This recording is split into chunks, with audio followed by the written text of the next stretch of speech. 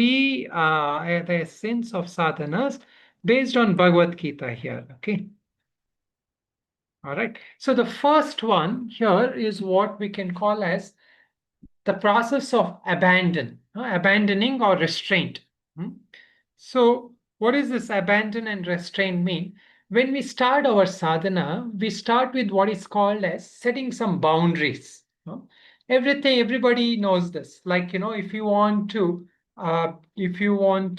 do some japa, some puja, or some mantra, you have to set some time and you have to give up other things.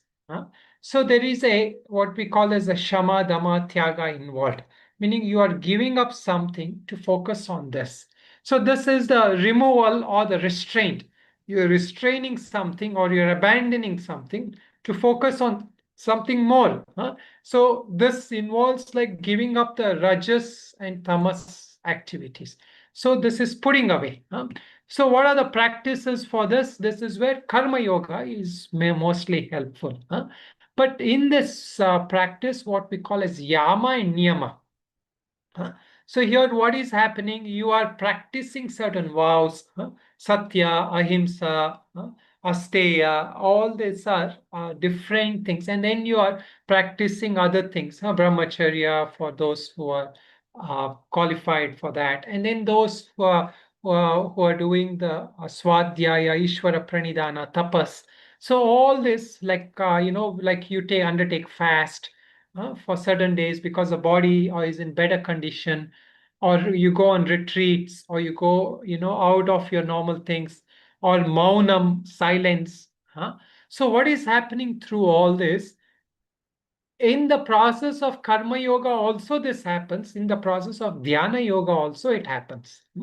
So in order to do dhyana, you have to give up something and focus on something else.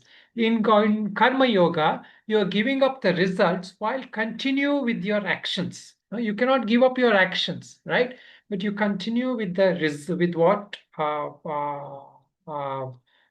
you're doing, but you're giving up the bhoktrutva. So what happens as a process of this? There is less vikshepa and the kama nivritti happens, meaning that excessive desires, that vasanas which we have, they start slowly getting streamlined.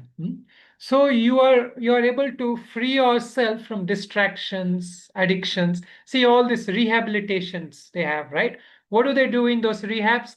They take that person out of the every environment and put him in a separate environment. Similarly, retreats are like that, where you can't use your phones. I mean, most spiritual retreats, you can't use phones and other things, and you have to focus on that. So in the meditation practice, what are the meditation practice for this? So this is where, after yama niyama, we also work with pranayama and asana. So these are the ways of abandoning and restraint. Now, when we go with this, comes the next one. The next one is the main practice. What is the next one? This is the purification.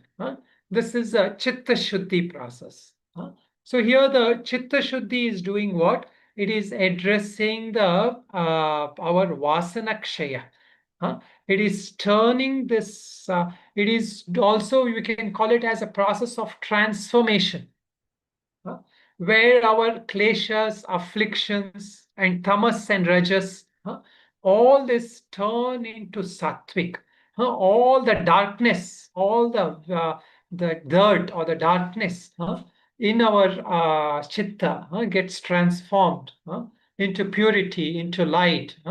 So this is the process of what we call antakarana shuddhi, vasana kshaya, klesha nivritti. All this is happening at this point.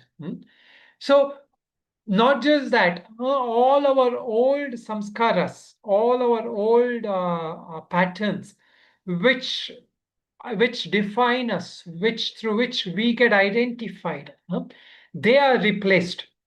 This is also called, the specific practices are there for this, what is called as a pratipakṣa-bhāvanā. In Yoga Sutra, it is called as pratipakṣa-bhāvanā.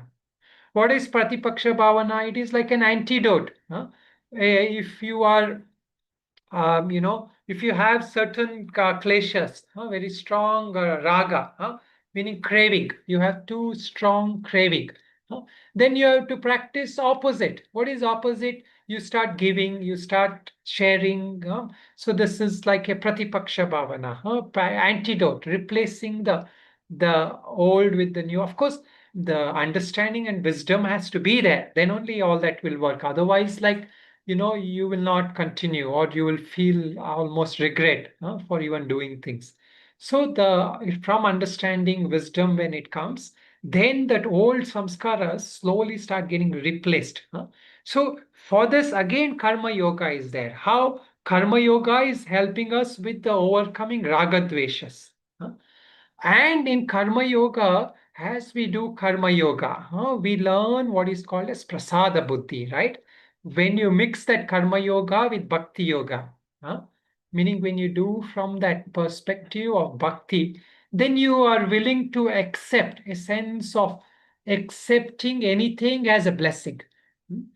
So everything that comes in your life, good or bad, you accept as coming from the Lord as a blessing. That is a prasada buddhi. And now your actions also get transformed. When you merge that karma yoga from the bhakti yoga perspective, what happens? Your actions are also transformed. Because everything you do, you offer to Bhagavan. Kayena vacha manasendriyarva buddhyatmanatva prakriti svabhava karomi yadyat sakalam parasmai narayanaya iti samarpayami. So everything you offer to Bhagavan. So this attitude, transforms our negative kind of actions, our actions which are greed tainted, our actions which are aversion tainted.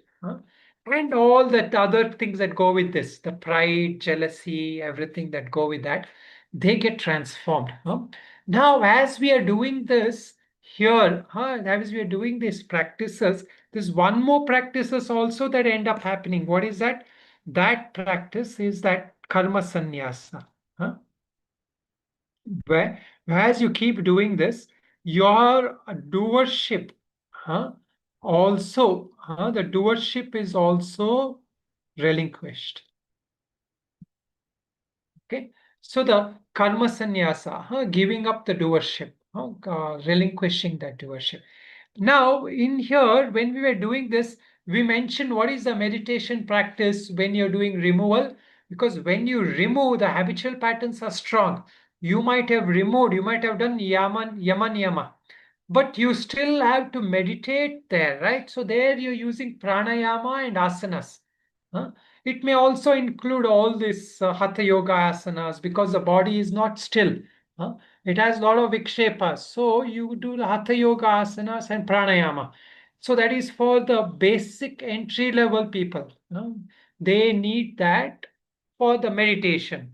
Now for those who are already practicing towards Citta-śuddhi, working towards Citta-śuddhi, what is the meditation for them?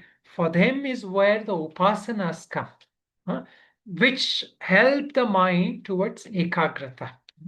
See, the earlier part, person was kshipta and muda.